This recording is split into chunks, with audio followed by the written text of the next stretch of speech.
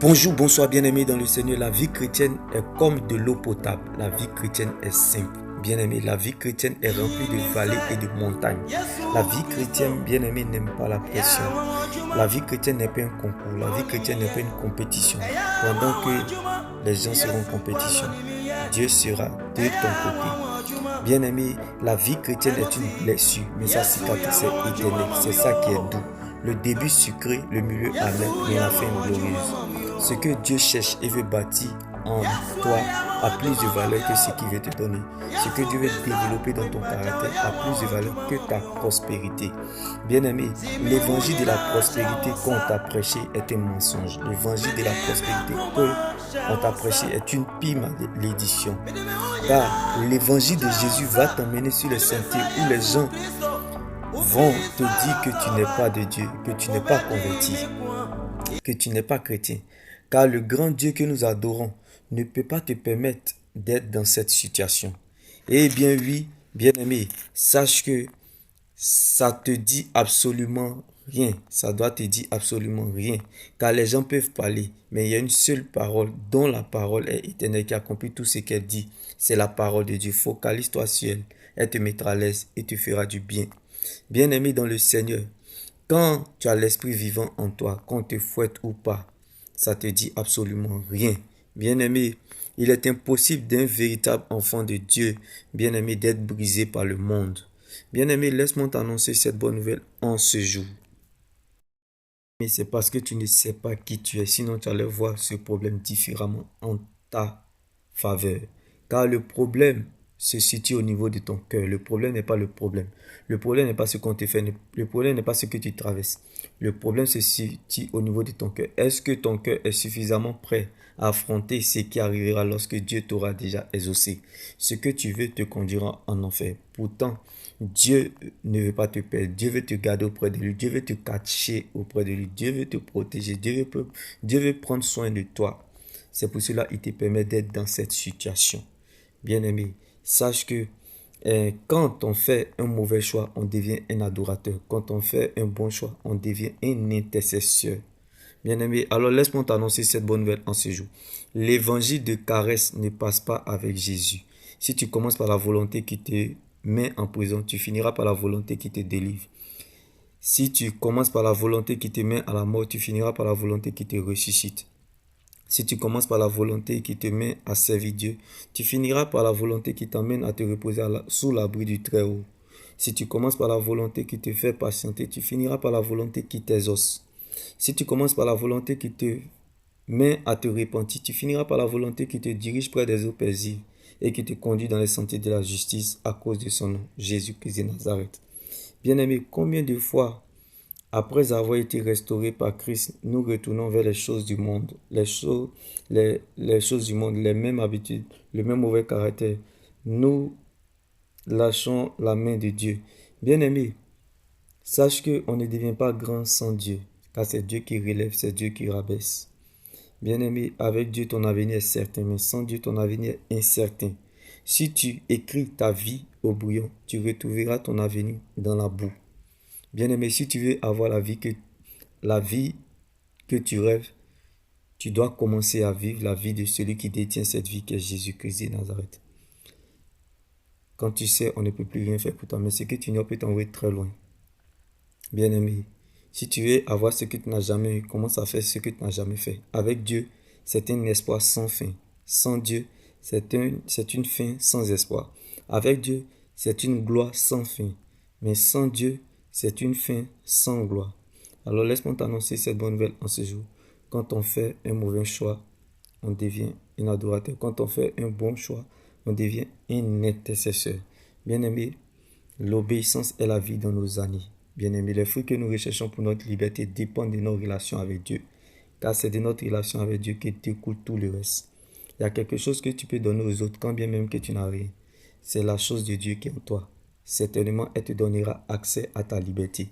Bien-aimé, quand la terre voudra te faire tomber, le ciel sera prêt à t'exposer, comme la résurrection de Lazare.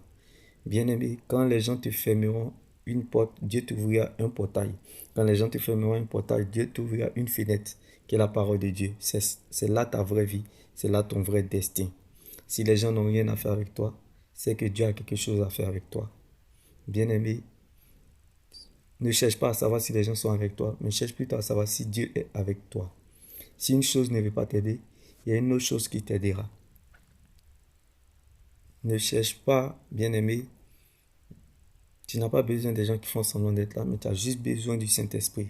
Tu n'as pas besoin de la foule, tu as juste besoin du Saint-Esprit. La Bible pouvait nous le dire, pour vivre mieux, il faut vivre caché. Vaut mieux grandir en secret avec Dieu que devant la foule. Alors laisse-moi t'annoncer cette bonne nouvelle en ce jour. Celui qui a fait le testament est vivant. Jésus-Christ de Nazareth. Le nom de Jésus-Christ de Nazareth ne nous donne pas la victoire, mais elle nous confirme plutôt la victoire. Regarde cette situation, vois ta vie comme un match rediffusé. Car la Bible pouvait le dire, au football, quand la balle vient du camp adverse, il n'y a pas hors-jeu. Jésus-Christ n'est pas footballeur, mais il a marqué l'humanité. Le nom Jésus-Christ, le Dieu que nous servons, le Dieu que nous adorons, n'a jamais perdu un combat là où son nom a été mis en cause. Devant tous les problèmes, je les oppose à mon Dieu. Car en face de tous les défis, il se rendra compte qu'il est concerné. Il dit à quelqu'un en ce jour, nous ne combattons pas pour la victoire, nous combattons dans la victoire, dans le nom de Jésus-Christ.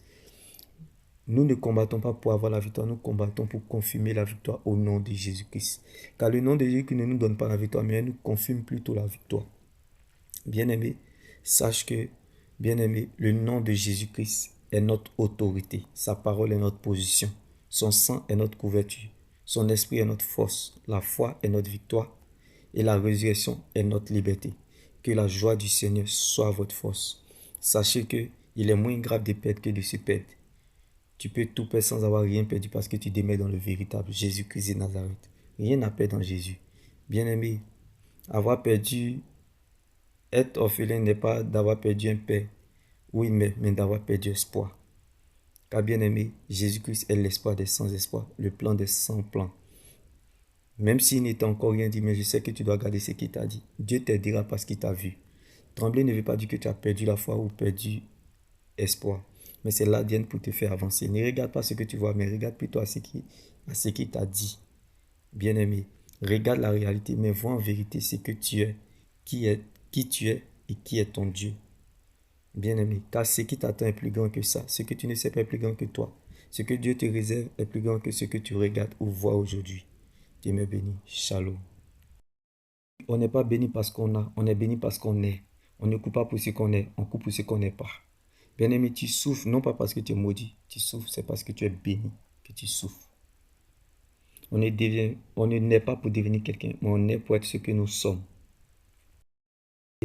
Quelle que soit la taille du bateau, qu'il soit petit ou grand, le plus important, qu'il soit au sommet des vagues, le souffle de vie que tu as est plus grand que tout. Bien-aimé, regarde tout ce que tu possèdes, c'est que l'argent ne peut pas acheter, qui est le souffle de vie que Dieu te donne avec gratuité, qui est la fidélité de Dieu à ton égard, qui est ton sommeil, ton réveil et ton âme. Sois reconnaissant envers Dieu, dis-lui merci malgré tout. Ce que tu souffres dans tout ce que tu traverses, c'est pour quand toi tous puisses voir ce que Dieu est capable de faire. Ce que ta maladie, ta situation oublie, les gens oublient, c'est que tu es encore en vie, bien-aimé. C'est important, mais cela n'a pas de valeur, bien-aimé. Ce n'est pas la condition de vie qui détermine ce que tu es, mais c'est plutôt la parole de Dieu qui conditionne ta vie. Ce n'est pas les circonstances qui déterminent ce que tu deviens, mais c'est ton attitude qui détermine ce que tu deviens. C'est, bien-aimé, c'est ton attitude qui déterminera la qualité de ta vie. C'est ton attitude qui détermine ta vraie valeur, bien-aimé. Le désert révèle la valeur d'une personne. Lorsqu'il traverse le désert, il part, il revient, le désert ne le tue pas. Bien-aimé, le désert ne te rendra pas noir, mais plutôt blanc. Bien-aimé, quel que soit le goût de ton désert, il neigira un jour. La mort est le meilleur conseil que je connais, le piège à éviter de penser que vous devez perdre quelque chose. Vous n'avez rien apporté, vous ne pouvez rien apporter. Vous êtes venu nu, vous retournez nu. La mort est la plus grande humiliation. Donc quand tu es venu pour perdre, tu n'as peur de rien. Bien-aimé, quand on a tout perdu, on fonce et on a le résultat. C'est ça la foi. Mais dire qu'on est chrétien, c'est facile. Tout le monde peut le dire. Mais rester chrétien jusqu'à la fin, c'est une autre chose. Bien-aimé. La vie chrétienne va au-delà des réalités de la foi. La foi est appelée à traverser les difficultés. Quand on compte sur Dieu, il dépend de sa parole. Ne s'attend pas à la facilité, mais on se sent à l'aise dans les épreuves. Car quand Dieu t'attend à la tête, il compte sur lui-même pour t'accompagner. Ça ne suffit pas, c'est tout un combat.